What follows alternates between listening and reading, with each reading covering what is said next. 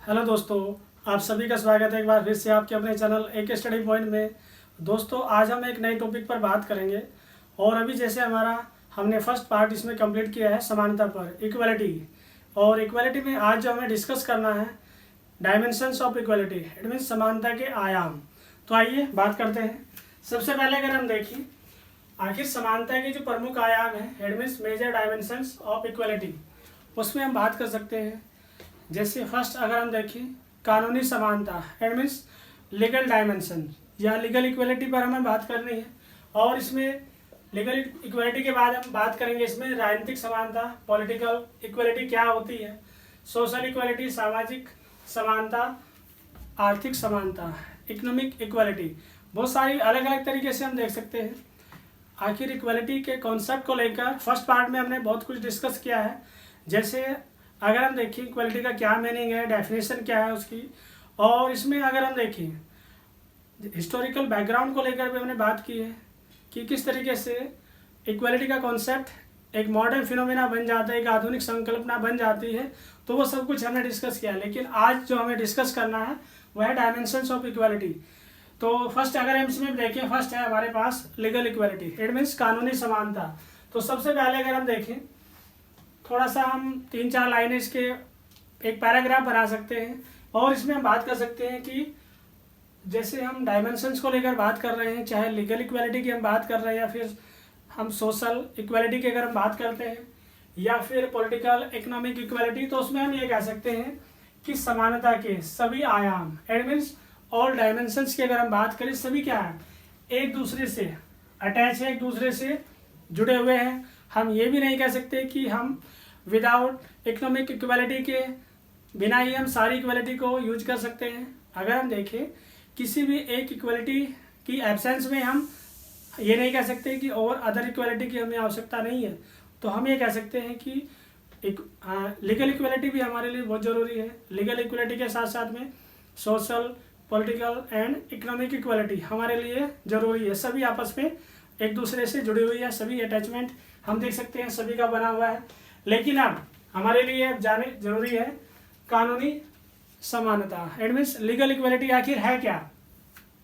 लेकिन हमें देख सकते हैं आधुनिक युग, इट मीन्स मॉडर्न एरा की जैसे हमने बात की थी, इक्वलिटी क्या है, एक मॉडर्न एरा का कंसेप्ट है, एक मॉडर्न फिनोमेना की हमने बात की थी, एक आधुनिक संकल्पना है, एक आधुनिक अवधारणा है, एक आधुनिक विचार है।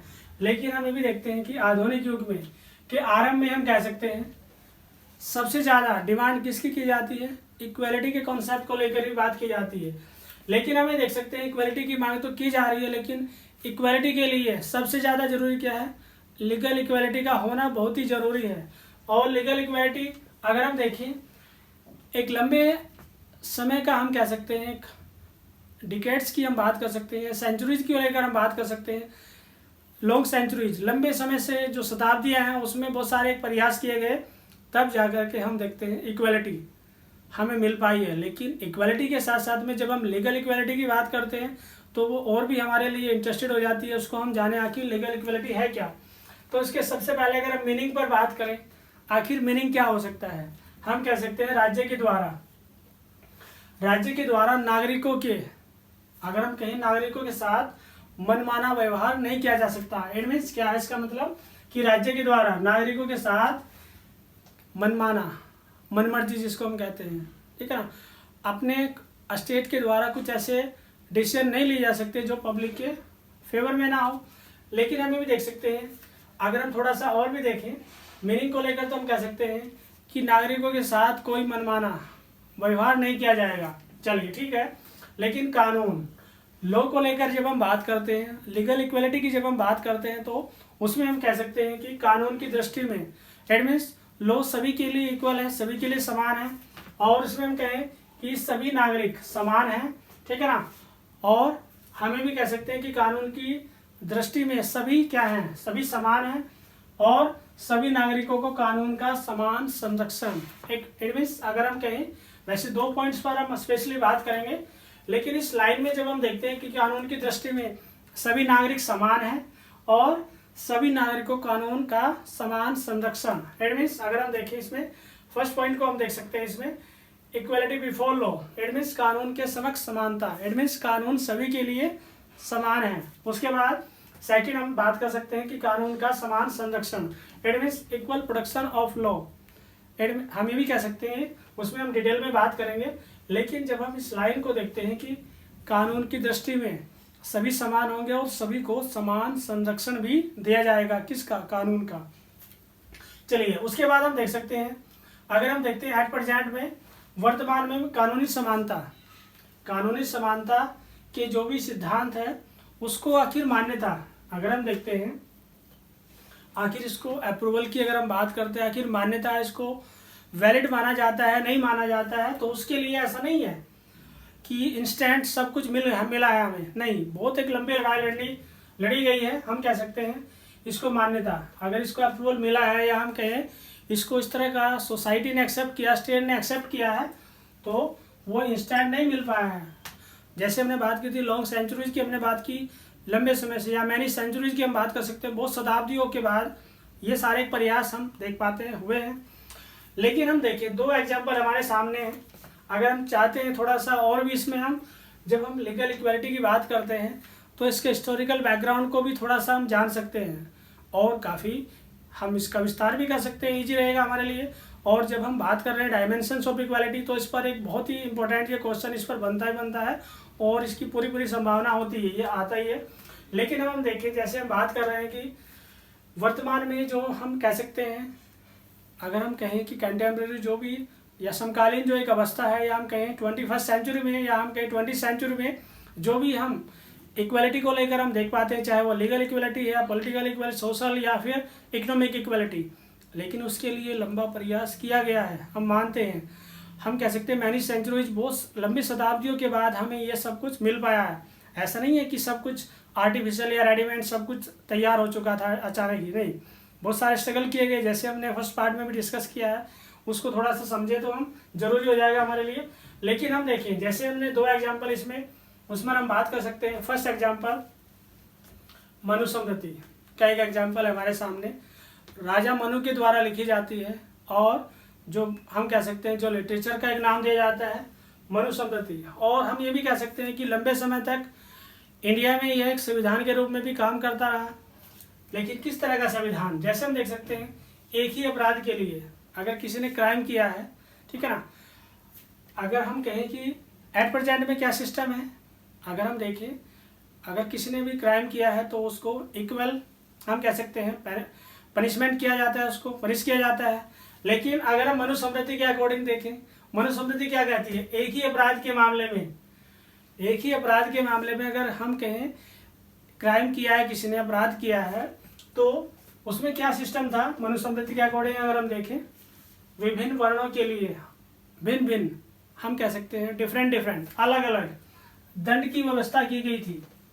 अगर हम कहें एट प्रेजेंट में 21st सेंचुरी में, अगर हम कहें या 20th सेंचुरी में, इस तरह का हमारा इंडियन कॉन्स्टिट्यूशन अगर इस तरह की परमिशन देता, ठीक है, जो एलिट क्लास है उनके लिए अगर वो कुछ भी क्राइम करते हैं तो उनके लिए अलग सिस्टम होगा, उनको अलग तरीके से पनिश किया जाएगा, और जो लोअर क्लास होगी, ठीक है ना, या मिडिल क्लास होगी, उनको अलग तरीके से पनिश किया जाएगा। तो क्या हम उसको एक्सेप्ट करते हैं? अगर हम देखें उसको हम कभी भी एक्सेप्ट नहीं कर पाएंगे। लेकिन हमें देख सकते हैं उसके बाद अपराधी, अगर हम देखें मनुस्मृति क्या कहती है, अपराधी की कास्ट को बेस बनाया जाना चाहिए। अगर वह अपर कास्ट से बिलोंग करता है तो उसको दंड कम मिलना चाहिए। एक बार और ध्यान से सुने, अगर कोई अपर कास्ट से बिलोंग करता है तो उसको पनिशमेंट दंड कम मिलना चाहिए, और अगर एक कंडीशन ये है, अगर वो लोअर कास्ट से बिलोंग करता है तो उसको पनिशमेंट, उसको टॉर्चर ज़्यादा किया जाना चाहिए। ये कौन कहता है? ये कहती है मनुस्मृति। चलिए उसके बाद अरिस्टोटल की हम बात करें, अरस्तु की जब हम बात करते हैं तो उसने भी कहा कि एक अपराध के लिए जैसे अभी हमने बात की क्राइम को लेकर, यहाँ पर भी हम देखते हैं क्राइम को लेकर अरिस्टोटल का क्या स्टेटमेंट है। वो भी ये कहते हैं कि एक स्वतंत्र जन इट मीन फ्री मैन कौन है? एक एलिट पर्सन की हम बात कर सकते हैं, एक उच्च वर्ग का व्यक्ति, एक हम कह सकते हैं एक अभिजन वर्ग का व्यक्ति, ठीक है ना, उसको क्या बोला गया है, स्वतंत्र जन, फ्री मैन की तुलना में दास, इट मीन स्लेव।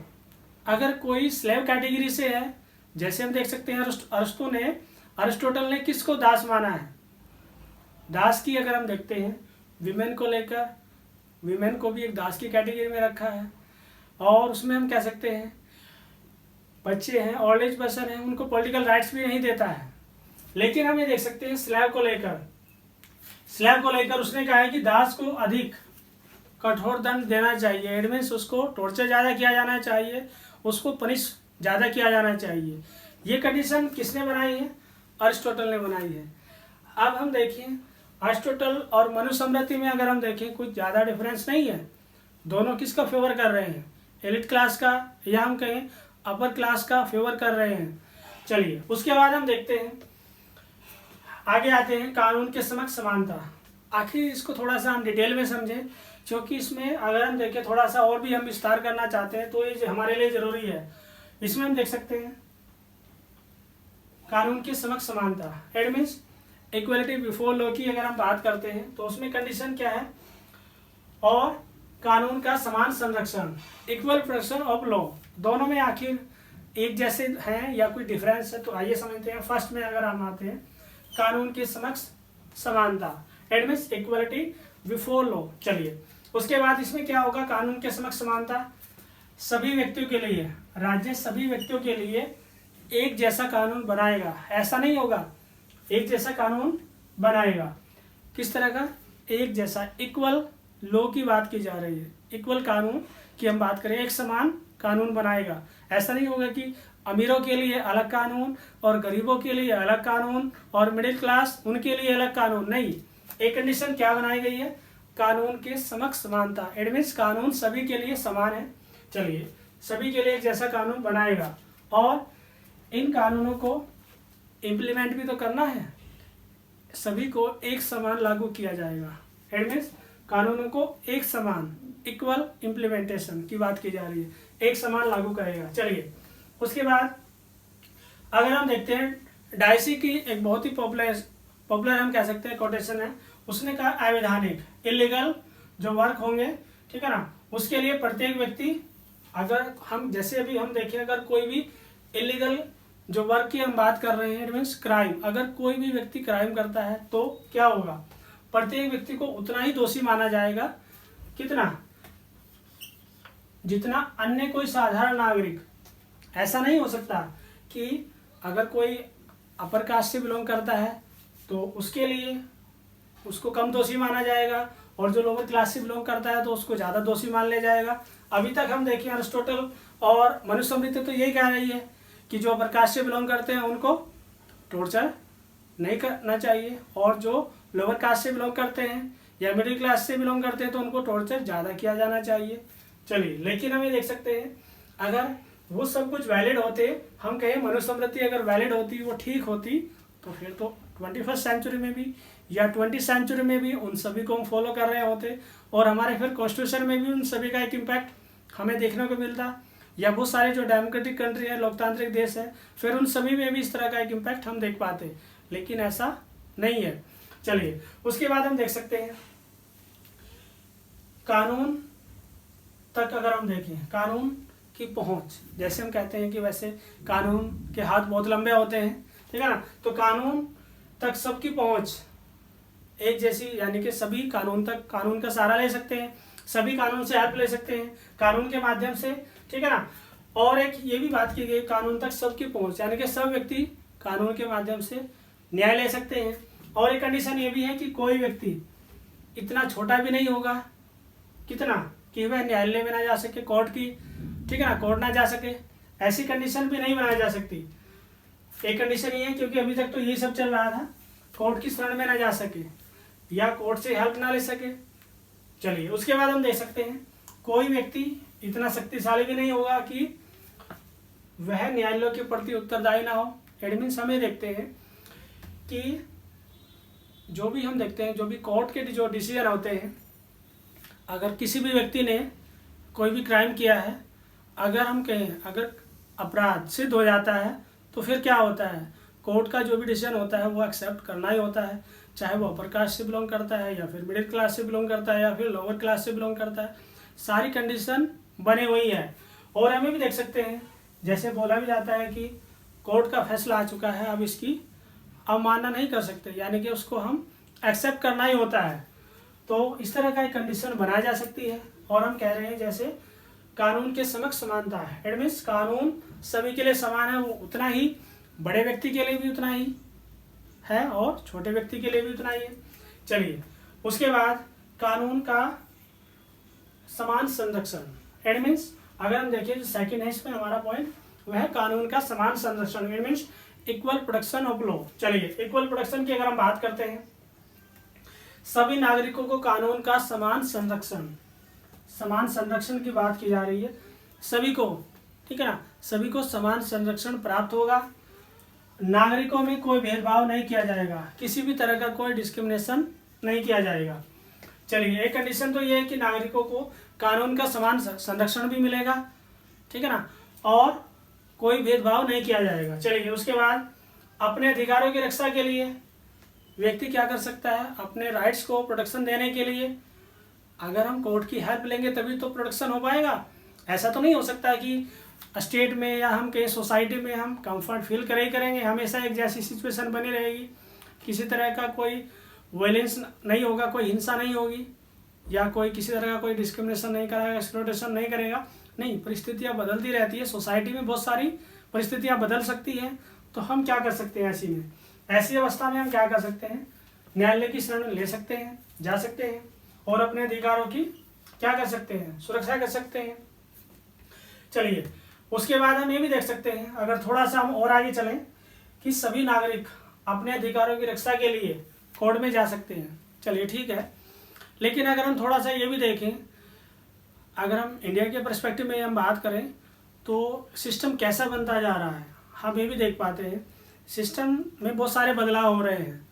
और हमें भी देख सकते हैं एविडेंस, सबूत, ये भी होता है कि जिनके पास इकोनॉमिक रिसोर्स ज़्यादा होते हैं तो वो अच्छे वकील को हायर कर सकते हैं, और जिनके पास रिसोर्स नहीं होते हैं तो फिर वो अपने एक अच्छे लॉयर को हायर नहीं कर सकते। तो ऐसी कंडीशन में क्या होता है, जिसके पास एविडेंस ना भी होते हुए, ठीक है ना, तो मनी के दम पर, ठीक है ना, मनी पावर उसके पास ज़्यादा होती है, जो हम कह सकते हैं जो हाई प्रोफाइल लोग होते हैं, तो वो क्या करते हैं, बहुत सारी मूवी में भी आप देखते हैं, बहुत सारे सीरियल में भी आप देखते हैं कि उसने ओपनली क्राइम किया होता है, सभी ने देखा होता है, लेकिन कुछ इस तरह का पॉलिटिकल प्रेशर होता है, वो अपनी जो भी सबूत होते हैं या हम कह सकते हैं जो भी एविडेंस होते हैं वो धीरे धीरे बहुत सारे उसके अगेंस्ट में चले जाते हैं, जो उसको न्याय मिलना था। लेकिन ऐसी कंडीशन में क्या होता है, गवर्नमेंट को इस तरह के कुछ सिस्टम बनाने जाने चाहिए कि अगर किसी ने क्राइम किया है तो उसको पनिश किया जाना चाहिए।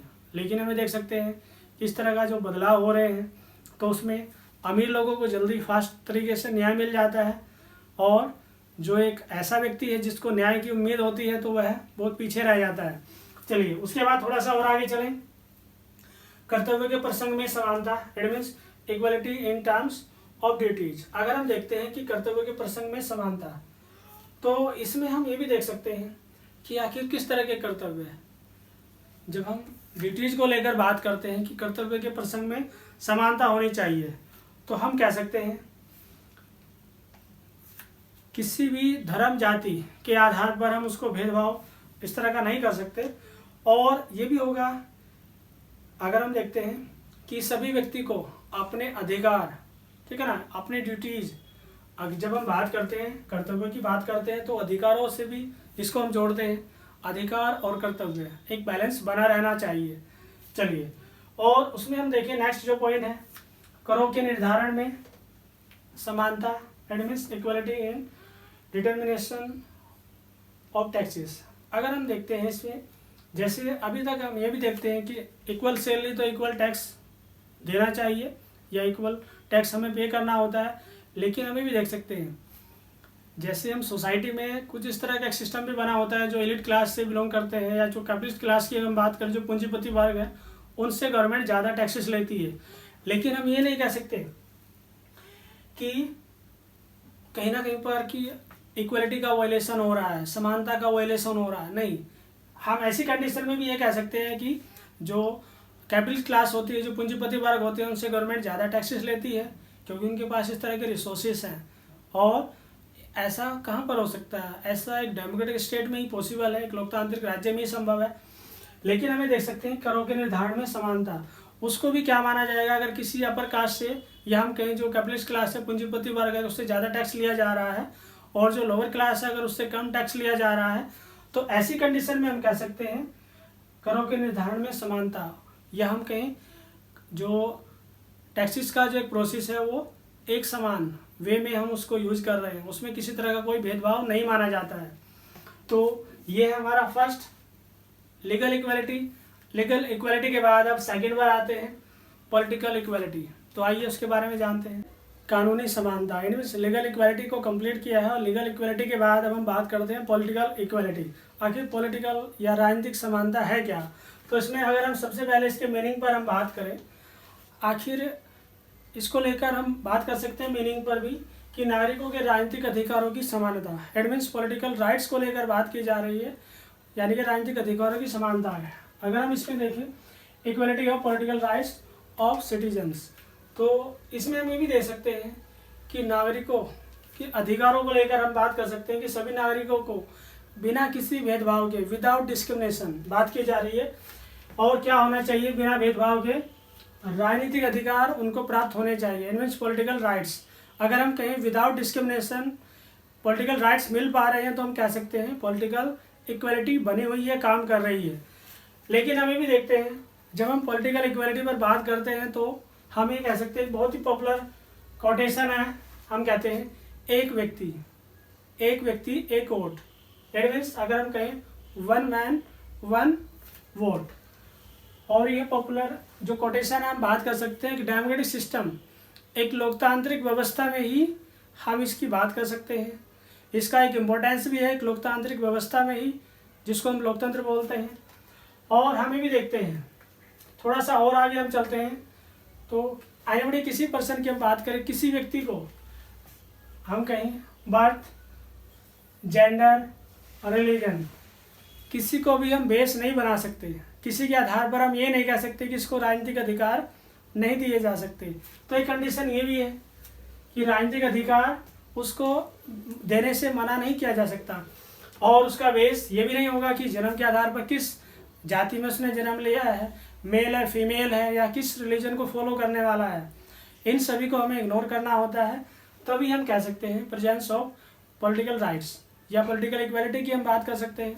चलिए उसके बाद हमें भी देखते हैं, जब हम पॉलिटिकल इक्वालिटी को लेकर बात करते हैं तो एक कंडीशन ये भी जरूरी हो जाती है कि समाज में ऐसा कोई विशेषाधिकार युक्त वर्ग, विशेषाधिकार इट मीन जिसके पास विशेष अधिकार हो, ऐसा कोई वर्ग हम नहीं बना सकते कि किसी को विशेष स्पेशल प्रिविलेजेस की हम बात कर सकते हैं, जैसे प्रिविलेज क्लास की, ऐसी कोई क्लास ही हम नहीं बना सकते।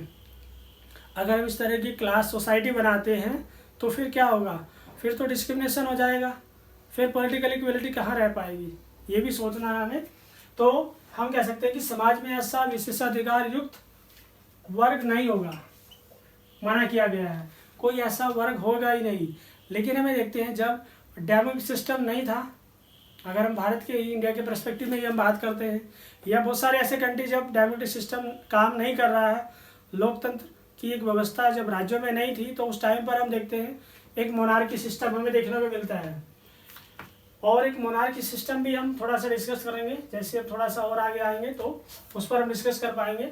लेकिन हम ये देखते हैं कि समाज में कोई विशेषाधिकार युक्त वर्ग नहीं होगा। चलिए ठीक है, लेकिन शासक भी समाज की जब हम बात करते हैं, कोई भी अगर रूरल की हम बात करते हैं, कोई शासक है, रूरल वर्ग है, ठीक है ना, शासक भी समाज के किसी समूह या व्यक्ति विशेष की हम बात करें, कोई व्यक्ति हो सकता है, कोई स्पेशल पर्सन की हम बात करें, या कोई ग्रुप की हम बात कर सकते हैं, ठीक है ना, उनके स्पेशल किसी को इम्पोर्टेंस नहीं दिया जाएगा, विशेष महत्व नहीं दिया जाएगा। ऐसा नहीं हो सकता कि हम कोई स्पेशल व्यक्ति है, जैसी सेलिब्रिटी है हम कह सकते हैं, या कोई एलिट क्लास का कोई पर्सन है तो उसको स्पेशल हम कहें कि स्पेशल व्यक्ति है तो उसको राजनीतिक आज़ादी या राजनीतिक समानता इसको अलग तरीके से राजनीतिक अधिकार उसको दे दिया जाए, नहीं, ऐसा नहीं हो सकता। लेकिन हमें देख सकते हैं हम इस तरह का एक एक्सपेक्टेशन, एक संभावना ऐसी कब बन सकती है? एक लोकतांत्रिक राज्य में ही बन सकती है। और लोकतांत्रिक जब हम बात करते हैं, डेमोक्रेसी की एक पॉपुलर डेफिनेशन है जो आप सभी ने सुनी होगी, अब्राहम लिंकन की, जनता का जनता के द्वारा ही शासन लोकतंत्र कहलाता है, democracy for the people by the people. लेकिन ये तो ठीक है, हम मानते हैं, लेकिन बात की जा रही है एक डेमोक्रेटिक कंट्री की, लोकतांत्रिक देशों की। आखिर ऐसा हो सकता है? उसमें होता क्या, स्पेशल क्या है, डेमोक्रेसी क्यों बोला जाता है? क्या स्पेशल राइट्स मिल पाते हैं डेमोक्रेसी में, या मोनार्की में हमें स्पेशल राइट्स मिल पाते हैं? हम मानते हैं कि डेमोक्रेसी में हमारे पास, अगर हम कंपेयर करते हैं मोनार्की सिस्टम से, या फिर और भी हमारे पास सिस्टम हो सकता है, ओलिगार्की की हम बात कर सकते हैं, यहाँ डिक्टेटोरियल सिस्टम की हम बात कर सकते हैं, तानाशाही व्यवस्था, तो इन सब में बेस्ट किसको माना जाता है? लोकतांत्रिक व्यवस्था, जिसमें आम जनता को भी अधिकार उतने ही होते हैं जितने कि एक एलीट क्लास के पास, या हम कह सकते हैं जो पूंजीपति वर्ग होते हैं उनके पास भी अधिकार जो होते हैं वो सब एक निम्न वर्ग के, ठीक है ना, उन सभी व्यक्ति को भी मिल पाते हैं। लेकिन हमें देखते हैं जब डेमोक्रेसी की हम बात करते हैं तो क्या होता है, इसमें जनता क्या करती है, जो जनता है वो क्या करती है, अपने प्रतिनिधियों का चुनाव करती है, जो रिप्रेजेंटेटिव चुने जाते हैं। जैसे हम इंडिया में देखते हैं, इनडायरेक्ट डेमोक्रेसी की लेकर हम बात करते हैं, अप्रत्यक्ष चुनाव प्रणाली को फॉलो किया जाता है। और इसमें थोड़ा सा हम ये भी देख सकते हैं, आखिर डायरेक्ट डेमोक्रेसी और इनडायरेक्ट डेमोक्रेसी को अगर हम अच्छे से समझते हैं तो हमारे लिए और भी जो हो जाता है डेमोक्रेसी को डिफाइन करना। और इनडायरेक्ट डेमोक्रेसी में जब हम बात करते हैं, पर हम प्रतिनिधियों को चुन तो सकते हैं, लेकिन उन्हें वापस नहीं बुला सकते। लेकिन हमें देखते हैं जब अगर वो अच्छा काम करते हैं तो हम उन्हें फिर और भी नेक्स्ट टाइम के लिए या नेक्स्ट 10 ईयर में उनको मौका देते हैं। अगर वो अच्छा काम नहीं करते हैं तो फिर वो क्या करते हैं, उनको नेक्स्ट टाइम हम इस तरह की अपॉर्चुनिटी नहीं दे पाते हैं। चलिए, लेकिन हमें देख सकते हैं इलेक्टोरल सिस्टम की हम बात करें, चुनाव प्रणाली व्यवस्था, या फिर डेमोक्रेसी को लेकर हम बात करते हैं, तो सब एक लोकतांत्रिक देशों में ये संभव हो सकता है। लेकिन उसके बाद हम ये भी देखते हैं, जैसे मोनार्की सिस्टम की हम बात करते हैं, मोनार्की सिस्टम, और उसके बाद ओलिगार्की की हम बात करते हैं, कुलीन तंत्र, और इसमें एक तानाशाही व्यवस्था, या हम कह सकते हैं डिक्टेटोरियल सिस्टम। आखिर ये सिस्टम है क्या? ये सिस्टम क्या करता है? पॉलिटिकल इक्वालिटी में ट्रस्ट ही नहीं करता है, कोई इसका विश्वास ही नहीं है। फिर विश्वास किस में है? वो ऐसी सिस्टम को फॉलो ही नहीं करना चाहता। वह चाहता है कि कुछ विशेष वर्गों के पास ही पॉलिटिकल राइट्स होने चाहिए और सभी उनके पास अधिकार होने चाहिए, और जो लोअर क्लास है उनके पास अधिकार नहीं होने चाहिए। यह कौन बात कर रहे हैं? एक मोनार्की सिस्टम। चलिए, उसके बाद आते हैं, जैसे हम डेमोक्रेसी को लेकर बात करते हैं तो बहुत सारे ऐसे राइट्स को लेकर हम बात कर सकते हैं जो जनरली हम उसका पार्ट भी होते हैं। जैसे हम देख सकते हैं, फर्स्ट हमारे पास है राइट टू वोट।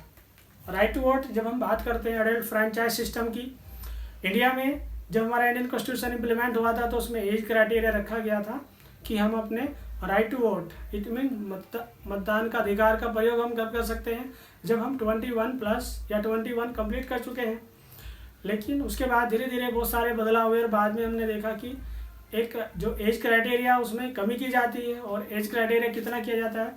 18 प्लस, यानी कि 18 कंप्लीट होना चाहिए। चलिए, हमें देख सकते हैं ऐसा पॉसिबल कहाँ पर है? एक लोकतांत्रिक व्यवस्था में तो संभव है। सभी को हम कह सकते हैं मतदान का अधिकार, अगर उसमें मेल फीमेल कोई भी है, एनीबॉडी, मेल फीमेल, उन सभी को हम कह सकते हैं 1 वोट, या हम कहते हैं 1 मैन 1 वोट, ठीक है ना। ये सिस्टम फॉलो किया गया है। पॉलिटिकल राइट्स उनको दे दिए गए हैं, लेकिन पॉलिटिकल राइट्स में अगर हम कहें कि राइट टू वोट एक अधिकार ही मिलता है, और भी तो बहुत सारे पॉलिटिकल राइट्स होते हैं, और भी तो बहुत सारे अधिकार हैं जिन पर हम बात कर सकते हैं। चलिए, ठीक है, इस वोट का एक हम कह सकते हैं बहुत ही एक इम्पोर्टेंस है। हम कहते हैं एक हमारे जो एक वोट की जो वैल्यू होती है उससे हम सत्ता में बहुत बड़ा परिवर्तन कर सकते हैं।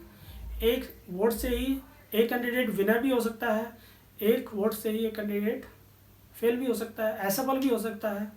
तो ये सारी कंडीशन हम देख सकते हैं, और डेमोक्रेसी में इसका बहुत ज़्यादा इम्पोर्टेंस है। धीरे धीरे हम देखते हैं इस तरह का एक जो रेशियो परसेंटेज है, ठीक है ना, वो भी धीरे धीरे इम्प्रूव हो रहा है। क्यों? क्योंकि जब हम अपने पॉलिटिकल राइट्स को प्रॉपर समझ पाते हैं और हम क्या कुछ कर सकते हैं, कितना बदलाव कर सकते हैं, हम सिस्टम में रहते हुए सिस्टम में बहुत सारा कुछ बदलाव करना चाहते हैं, तो सबसे बड़ा एक जो हमारे पास जो इंस्ट्रूमेंट है, जो एक शस्त्र है, हथियार है, वो क्या है? मतदान का अधिकार, उसका हम प्रयोग करें। चलिए उसके बाद नेक्स्ट पॉइंट हम देख सकते हैं, इसमें हम कहीं निर्वाचित होने का अधिकार, it means right to be elected, निर्वाचित होने का अधिकार। हम एज ए कैंडिडेट, हम जैसे हम अपने जो रिप्रेजेंटेटिव होते हैं, जो प्रतिनिधि होते हैं, जब हम उनको सपोर्ट कर सकते हैं तो हम एज ए कैंडिडेट इलेक्ट भी हो सकते हैं। लेकिन ऐसा पॉसिबल कहाँ पर है? लोकतांत्रिक व्यवस्था में ही, लोकतंत्र में ही तो संभव है। चलिए उसके बाद उम्मीदवार बनने का अधिकार, हम इलेक्टेड तो हो सकते हैं as a candidate, as a candidate भी हम, ठीक है ना। हम ऐसा नहीं है कि हम राइट टू वोट ही हमारे पास, हम अपने वोट को ट्रांसफ़र ही कर सकते हैं, अपनी पावर को ट्रांसफ़र ही करते हैं, नहीं, हम अदर पीपल की जो पावर होती है, ठीक है ना, जो मतदान का जो अधिकार उनको मिला है, उसकी पावर को अपने पास भी ले सकते हैं, ठीक है ना। तो एक उम्मीदवार बनने का अधिकार, एज ए कैंडिडेट भी हम बन सकते हैं, और एज ए वोटर वो हमारी अपनी चॉइस होती है डेमोक्रेसी में कि हमें कंटिन्यू हमेशा के लिए एज ए वोटर ही रहना है, एक मतदाता ही बने रहना है, या फिर हमें एज ए कैंडिडेट, एक उम्मीदवार के रूप में भी हम सामने आ सकते हैं। चलिए उसके बाद नेक्स्ट अगर हम देखते हैं, भाषण में अभिव्यक्ति का अधिकार, freedom of speech and expression की हम बात करें, जैसे हम देखते हैं डेमोक्रेसी में एक सबसे बड़ा फीचर्स ये भी है कि हम अगर हम चाहते हैं पब्लिक पैलेस पर या इस तरह का कोई भी असेंबली होती है, कोई सभा होती है, तो उसमें हम क्या कर सकते हैं? अपने स्पीच को प्रेजेंट कर सकते हैं, प्रस्तुति दे सकते हैं, और अपने विचार को अभिव्यक्त भी कर सकते हैं, एक्सप्रेस कर सकते हैं अपने विचारों को। तो ये सारा हम देख सकते हैं कहाँ पर पॉसिबल है। और हम ये भी देख सकते हैं इंडियन कॉन्स्टिट्यूशन के आर्टिकल 19 में हमारे पास ये सारी जो भी हम देखते हैं, ये हम कहें freedom of speech and expression article 19 में मेंशन की गई है, रिटन फॉर्म में है। तो गवर्नमेंट भी इसके अगेंस्ट में कुछ काम नहीं कर सकती कि नहीं आपको ये नहीं बोलना है। चलिए उसके बाद थोड़ा सा और आगे चलते हैं।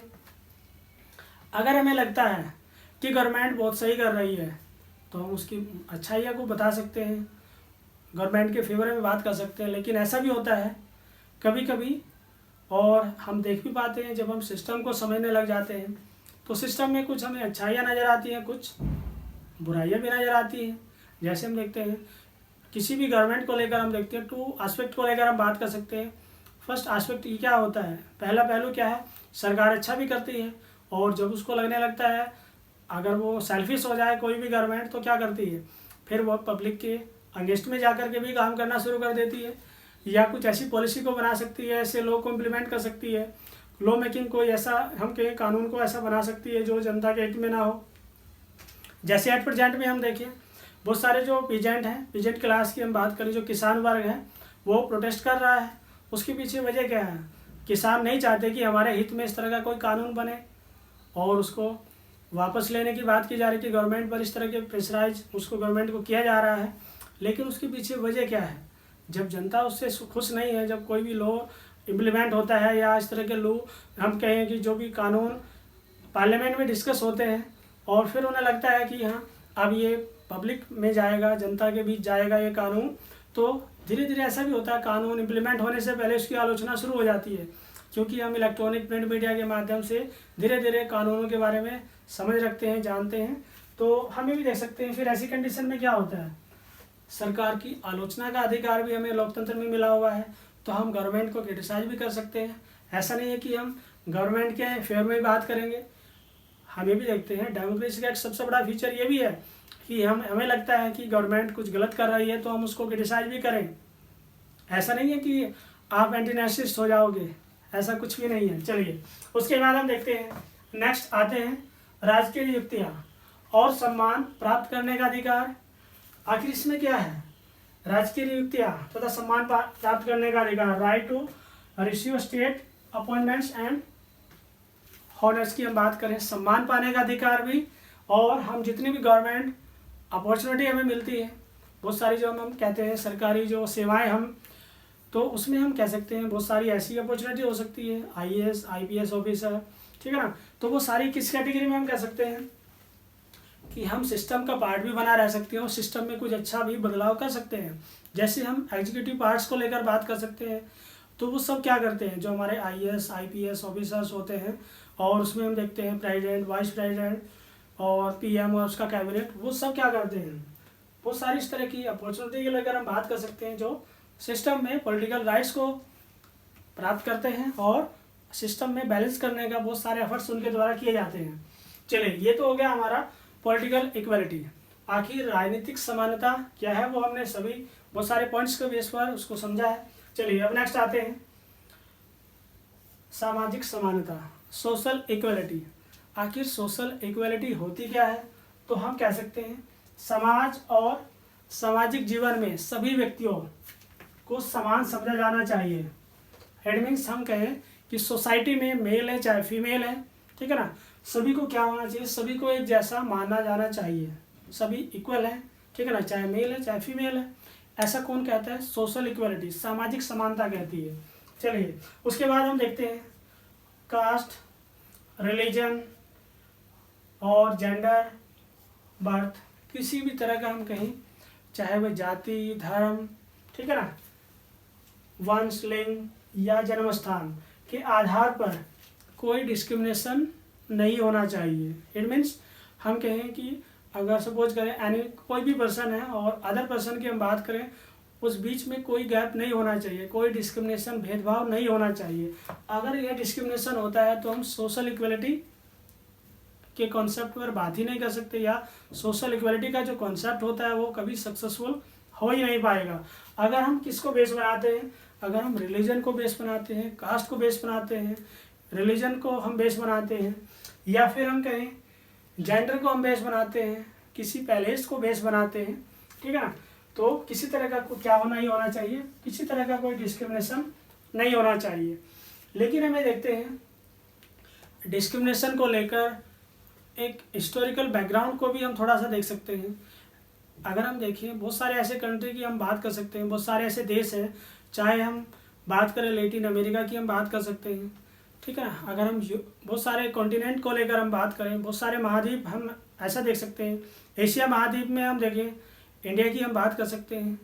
इंडिया में भी अनटचेबिलिटी का जो एक कॉन्सेप्ट है वो काफ़ी लंबे समय से सिस्टम में रहा है और एट प्रेजेंट में भी वह काम कर रहा है। और इसमें हम देखें सबसे पहले की अगर हम देखते हैं, इंडिया के साथ साथ में हम यूएसए की बात कर सकते हैं और उसमें लैटिन अमेरिका की हम बात कर सकते हैं, साउथ अफ्रीका की हम बात कर सकते हैं, जहाँ पर हम रेसिज्म की बात कर सकते हैं, जिसको रंगभेद हम बोलते हैं।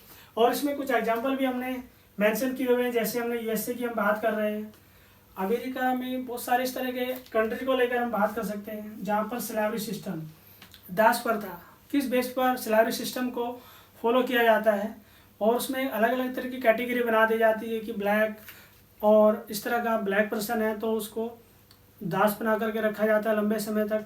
और रेसिज्म के हम कहीं साउथ अफ्रीका में भी इस तरह का ही हम देख पाते हैं, रेसिज्म इतना ज़्यादा हाई होता है, ठीक है ना, तो उसके बेस पर भी बहुत ज़्यादा डिस्क्रिमिनेशन होते हैं, भेदभाव किए जाते हैं, टॉर्चर किया जाता है, हरासमेंट होता है। तो ये सारा एक सिस्टम हम देख पाते हैं।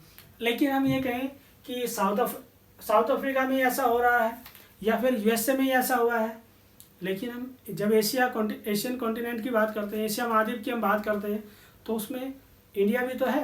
इंडिया में हम बात करें, जैसे हम देखते हैं लंबे समय तक SC/ST को एक्सप्लॉइट किया जाता है, और हम ये भी कह सकते हैं एक्सप्लॉइट करने के साथ साथ में मिसबिहेवियर की हम बात कर सकते हैं, बहुत ज़्यादा उनके साथ में गलत तरीके से ट्रीट किया जाता है। और उसमें हम ये भी देख सकते हैं जो इस तरह का एक सिस्टम बनाया गया, लंबे समय तक इस तरह का एक सिस्टम बना करके रखा जाता है, लेकिन कोई हम कहें बहुत सारे सोशल रिफॉर्मर भी एक्टिव होते हैं, लेकिन उनके एक्टिव होने का उतना बेनिफिट नहीं हो पाता जितना होना चाहिए। लेकिन हमें देखते हैं बहुत सारे सोशल रिफॉर्मिस्ट की अगर हम बात करते हैं तो बहुत हम कहते हैं 19वीं सेंचुरी में आकर एक्टिव होते हैं, लेकिन उससे पहले वो एक्टिव नहीं हो पाते। और इंडिया की हम देखते हैं अपनी पहचान जो बनी होती है अनटचेबिलिटी को लेकर, ठीक है ना, बहुत सारे ऐसे पब्लिक पैलेस जिनको हम कहते हैं, कोई पब्लिक पैलेस हो सकते हैं, मंदिर हो सकते हैं जहाँ पर SC/ST को स्पेशली मना किया गया है, नहीं जा सकते आप। तो ये सारा एक सिस्टम हम देख सकते हैं।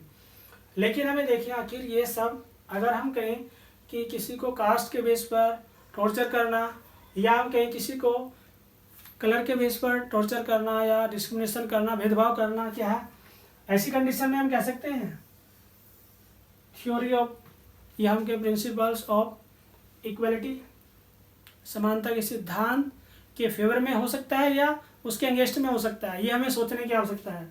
तो हम कह सकते हैं आपको उसके अगेंस्ट में ही है, ठीक है ना। ऐसी कंडीशन में अगर हम कहते हैं कि कुछ स्पेशल कैटेगरी को सारी फैसिलिटी मिलनी चाहिए, किसी तरह का एक्सप्लॉइटेशन नहीं होना चाहिए उनके साथ में, लेकिन हाँ SC/ST है या फिर हम कहें जो साउथ अफ्रीका की हम बात कर रहे हैं रेसिज्म, जो ब्लैक पर्सन है, ठीक है ना, उनके साथ में होना चाहिए, डिस्क्रिमिनेशन होना चाहिए। और हम कहें कि जो समानता का सिद्धांत है वो भी काम करता रहेगा, इम्पॉसिबल, ऐसा पॉसिबल ही नहीं है।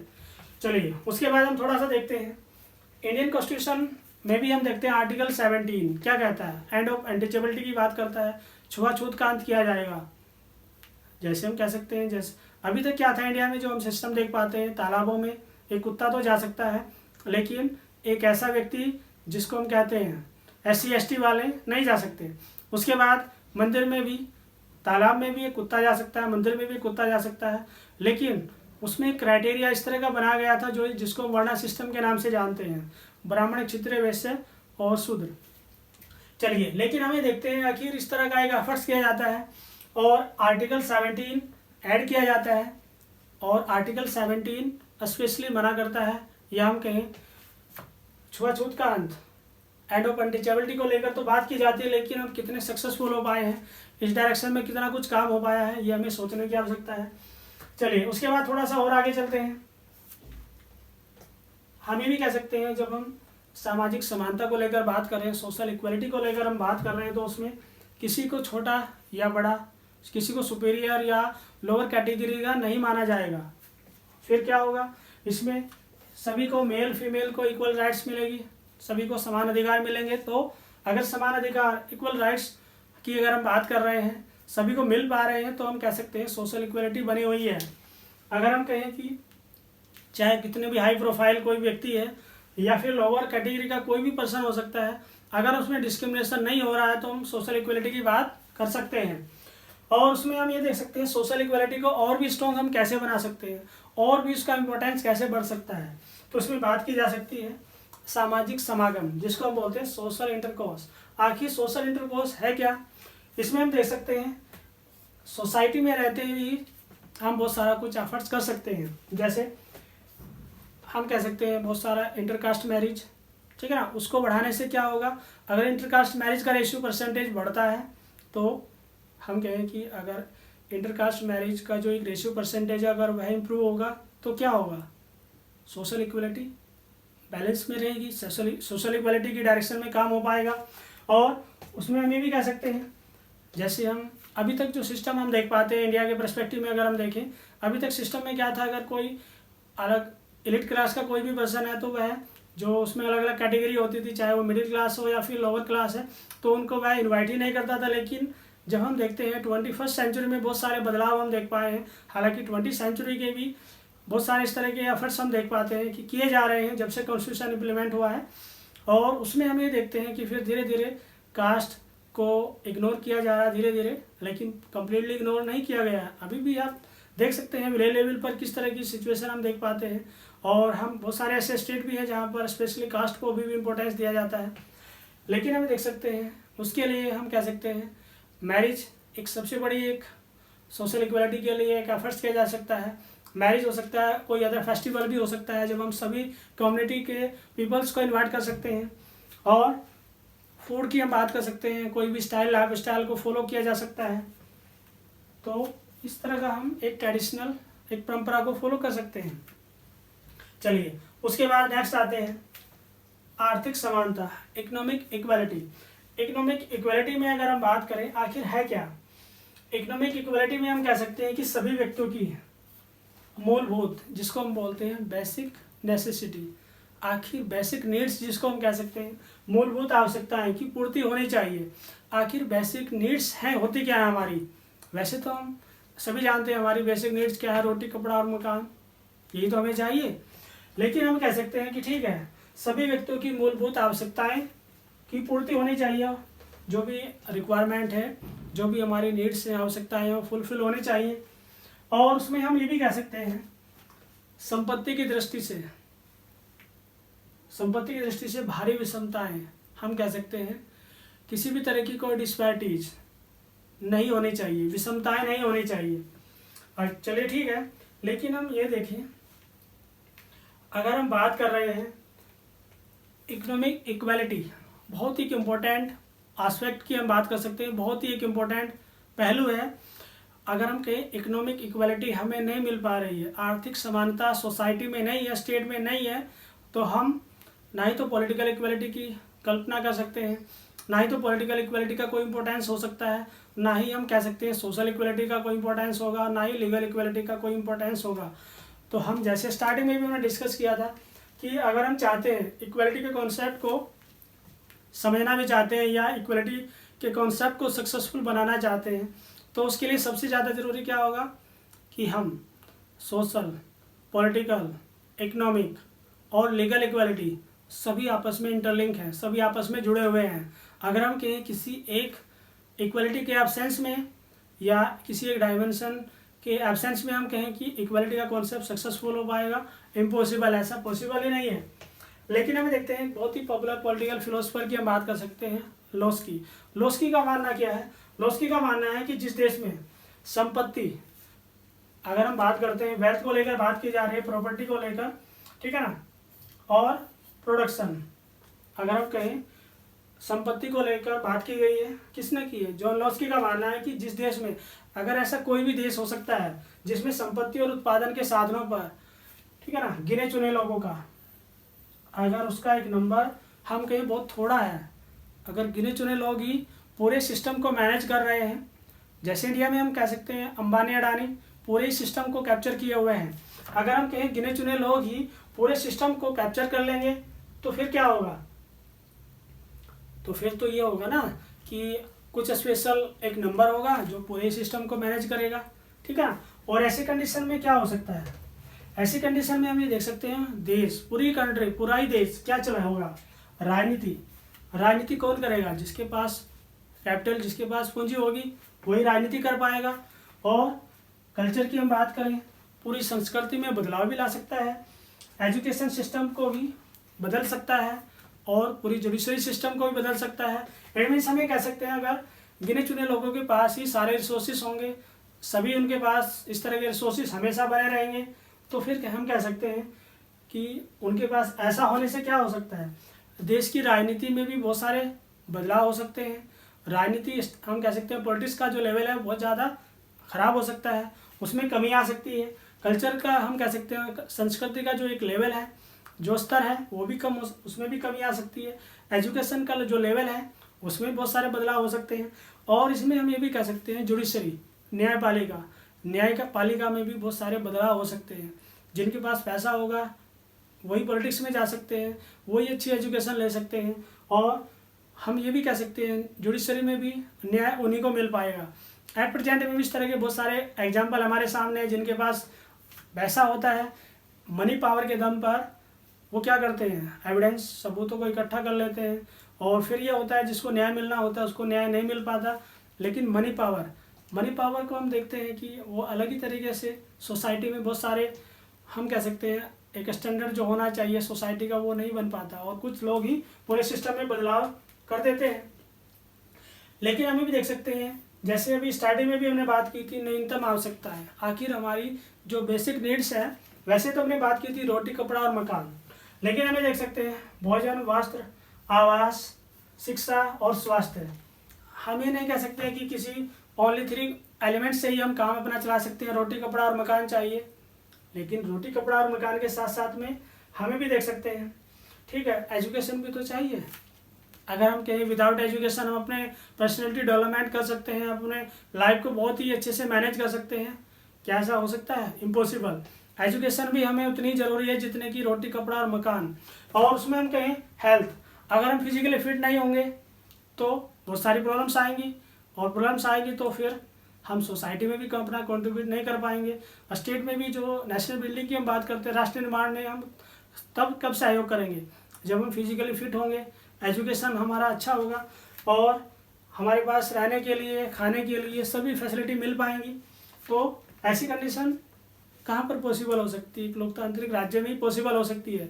लेकिन हमें भी देखते हैं मोनार्की सिस्टम में अगर बहुत सारी, जिस तरह से हम पहले कमियां देख पाते हैं कि मोनार्की सिस्टम में बहुत सारी कमियां हैं, लेकिन अगर वो धीरे धीरे कुछ ऐसी परिस्थितियाँ बन रही हैं कि एक लोकतांत्रिक राज्य धीरे धीरे हो सकता है वो किसी और ही डायरेक्शन में जाने की कोशिश कर रहा है या जा रहा है, तो उसमें हम किस तरह से बदलाव कर सकते हैं। डिपेंड करता है कि हमारी पॉलिटिक्स का लेवल कैसा है, हम किस तरह के सिस्टम में रह रहे हैं, किस तरह से हम सिस्टम में किस तरह का सपोर्ट कर रहे हैं, वो भी ज़रूरी है। लेकिन जब हम इकोनॉमिक इक्वालिटी की बात करते हैं कि आर्थिक समानता होनी चाहिए, तो हम ये भी कहते हैं कि समान कार्य समान वेतन, it means equal work equal pay या इक्वल सैलरी। उसमें मेल फीमेल कोई भी हो सकता है। अगर हम देखते हैं वैसे तो हम ये कहते हैं, जनरली हम सुनते हैं पब्लिक सेक्टर में तो ये सब पॉसिबल है, इक्वल वर्क और इक्वल सैलरी या इक्वल पे। लेकिन हमारे बहुत सारे प्राइवेट सेक्टर ऐसे भी हैं, एजुकेशन डिपार्टमेंट को देख लीजिए, ठीक है ना, मेल को अलग सैलरी मिलती है और फीमेल को अलग सैलरी मिलती है। तो फिर हम कहें इकोनॉमिक जस्टिस, आर्थिक न्याय कैसे हुआ।